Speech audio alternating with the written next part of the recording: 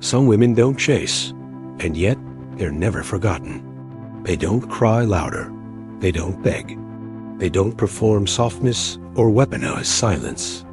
They simply vanish, but something of them remains, not in his bed, not in his phone, but in the farthest corners of his mind, where desire meets memory and memory becomes myth. She didn't arrive with intention. She arrived with presence.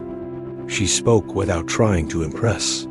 She looked at him, not through him, not around him, and in that look, he felt exposed, not in shame, not in lust, but in something rarer, something most men never feel, being seen. It was the kind of seeing that made his chest tighten, like someone had turned on a light in a room he forgot existed. A room full of old journals, broken swords, childhood nightmares, and dreams he'd buried before manhood arrived. That's what she triggered. Not hunger, not heat, not ego. She triggered the soul, and that's why he couldn't shake her, even when she was gone, even when her name became too painful to say aloud, even when he touched other skin, told other stories, chased other chaos. Because she wasn't chaos. She was stillness. And that's the rarest kind of storm, the one that says, I see your shadow. I've walked with my own.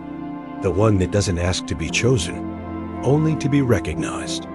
The one that walks away, not to punish, but because the moment she is unseen, she disappears. Not angrily, not loudly, but with a grace that cuts deeper than rage ever could. She became a mirror, and mirrors do not flatter. They reflect. They show what is, not what he pretends to be.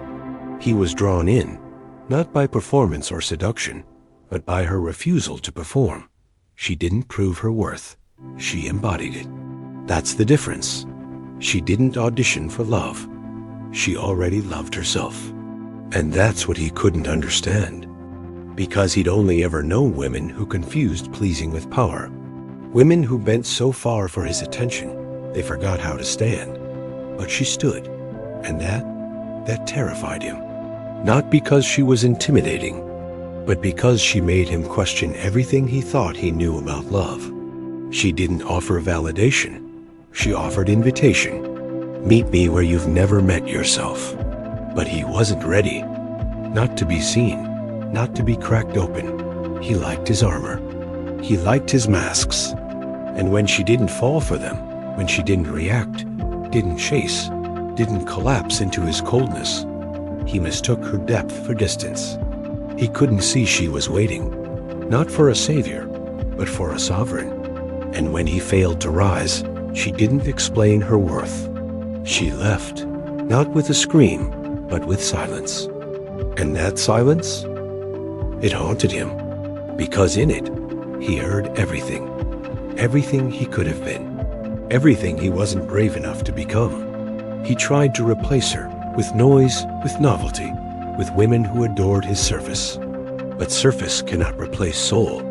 He chased women who laughed louder, loved faster, needed more, because needing felt safe to him. He knew how to be needed. He didn't know how to be met. She didn't need him. She wanted him, and that distinction was a dagger, because wanting holds power. Needing does not. He checked her page late at night, revisited old conversations, searching for signs, hoping she'd left the door open, but she hadn't. She wasn't waiting. She had walked through her fire and emerged clean. She had stopped trying to be understood. She had stopped bleeding for men who feared depth. She didn't want him to worship her. She wanted him to see her.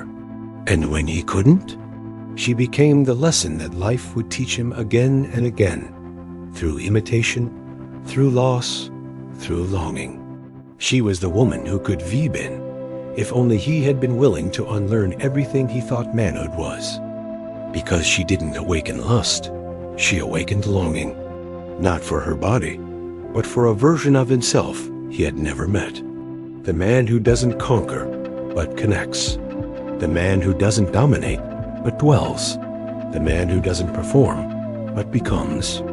She was the call to that man, the one buried beneath titles, tactics, trauma, the one who cries in silence, the one who aches for peace.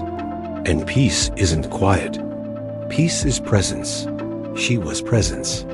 And when she left, he finally realized how loud his world was, how numb he had become, how every woman since her had been louder but not deeper, because depth doesn't shout, it waits, and now he waits too, not for her return, but for his own awakening.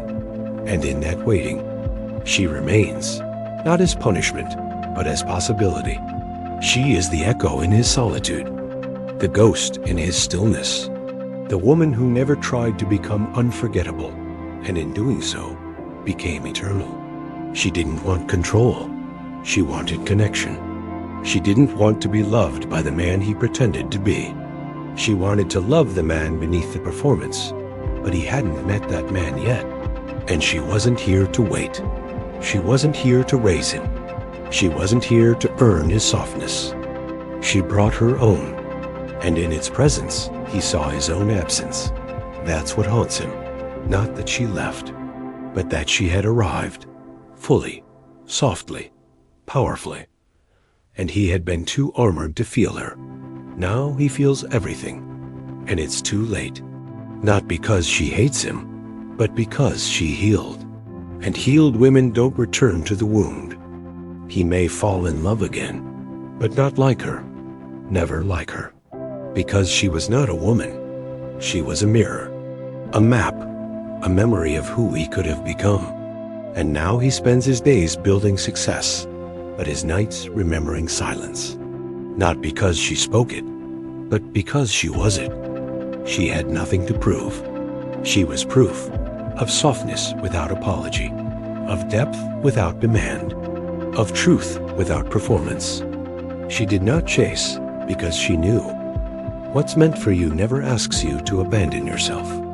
She was meant to be met, not managed, but he had never learned how to meet, only how to hunt. And she was not prey. She was prophecy. She is not the kind of woman you figure out. She is not a puzzle to be solved. She is a mirror held to your soul, and most men shatter when they see their own reflection. That's the obsession. Not her body, not her words, but the feeling she leaves behind, the uncomfortable, undeniable feeling of being exposed. She made him feel more than wanted. She made him feel witnessed. And no other woman since has dared to do that. They've played safe. They've smiled pretty. They've nodded and praised and melted. But they haven't seen him. Not the way she did.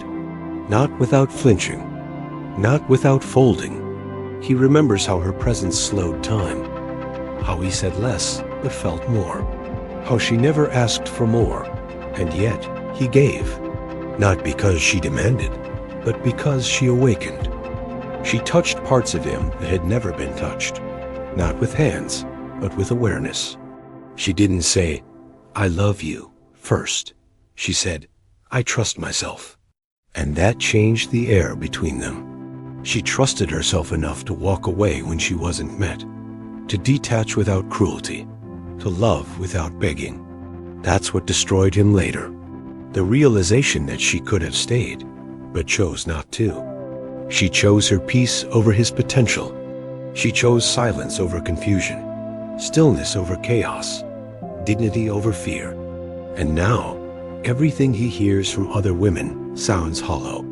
Because once you've been spoken to with soul, the noise of the world is unbearable. She was not perfect, but she was honest. She never played games. She simply refused to play small. And he tried to shrink her. Not because he didn't admire her, but because he didn't understand her. And what a man cannot understand, he tries to control. But she could not be held in hands that trembled at truth. Now he watches from afar, not physically, but emotionally, in the invisible theater of memory where she still exists. He wonders if she's happier now, if someone finally saw her the way he couldn't. And when he smiles at another, there's always a flicker in his eyes, a ghost of something deeper, someone fuller. He speaks less of her now, but his silence says everything. She is the pause in his laughter, the ache in his calm, the absence he can't name, but always feels. She once said, "Love should feel like freedom, not survival," and he laughed. But now he understands, because no one has made him feel as free as she did, right before she walked away. He tries to remember the sound of her voice, not the words, but the weight of them. There was something sacred in the way she held a sentence, not trying to convince, just knowing. She didn't explain why she left. She didn't need to. Women like her don't threaten. They transform. She didn't chase closure. She became it, and that's what burns the most. Not that he lost her, but that she left complete. He remained fragmented. He still tells himself he's fine, that she was intense, that he needs someone simpler. But deep down, he knows. She wasn't intense. She was honest.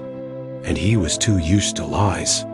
She is the woman men pray for after they've betrayed her, the one they beg God to send back. But God already answered, and they didn't listen. Now he listens to sermons about grace and thinks about her laugh, watches movies about soulmates and remembers her stare. Everything reminds him, because she became his definition of real. Not in fantasy, but in truth. She didn't want to be admired. She wanted to be matched. And when she wasn't, she didn't cry. She closed with reverence, with self-respect, with silence that still echoes in his bones. Now he looks for her in pieces, in books, in songs, in strangers. But she was not meant to be found again. She was meant to be remembered.